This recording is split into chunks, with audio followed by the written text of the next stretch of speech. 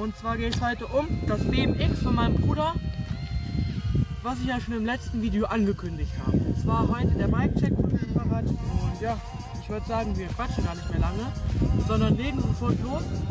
Und zwar fangen wir beim Rahmen an. Der Rahmen ist ein KS Cycling Boost Rahmen in Größe M müsste das sein und der ist, wie ihr seht, schwarz mit weiß und goldenen Akzenten, die überall am Fahrrad verteilt sind.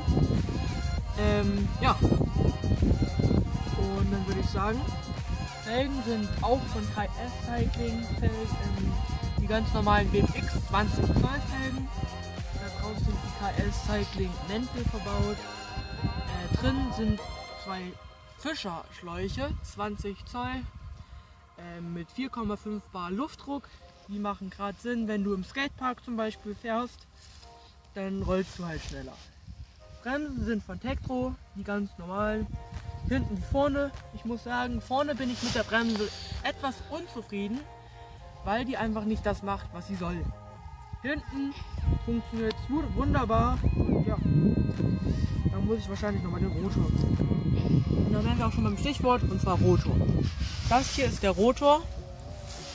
Wie man sieht, ist das Bremskabel hier durch den Rahmen gelegt, beziehungsweise durch den Gabelschaft und von der hinteren Leitung das durch den Rahmen, was zur Folge hat, dass man den Rahmen, beziehungsweise den Lenker,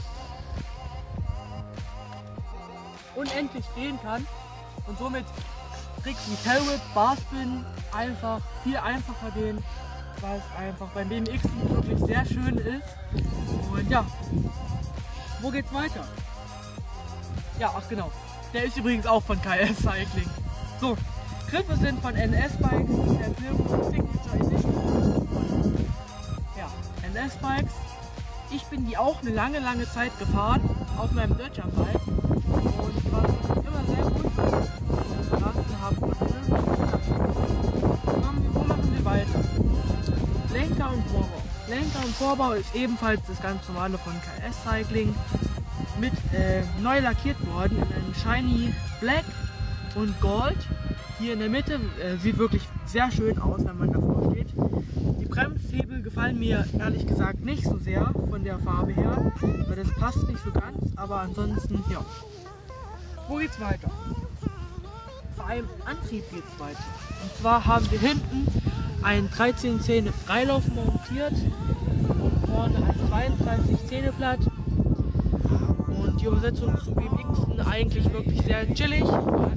Die Kette ist die ganz normale KMC Z-Kette und Pedal ist auch ebenfalls noch von KS Cycling. Sattel ebenfalls, Sattelklemme auch. Ich würde sagen, dann sind wir eigentlich schon durch.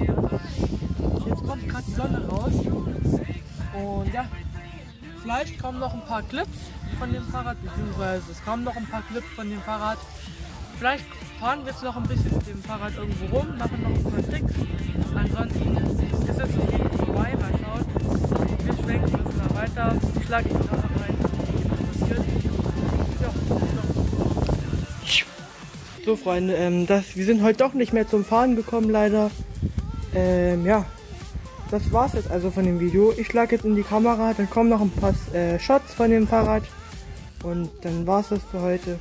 Wenn euch das Video gefallen hat, könnt ihr gerne einen Daumen nach oben da lassen und den Channel abonnieren. Und dann würde ich sagen, sehen wir uns das nächste Mal wieder. Bis dahin, habt noch einen schönen Tag.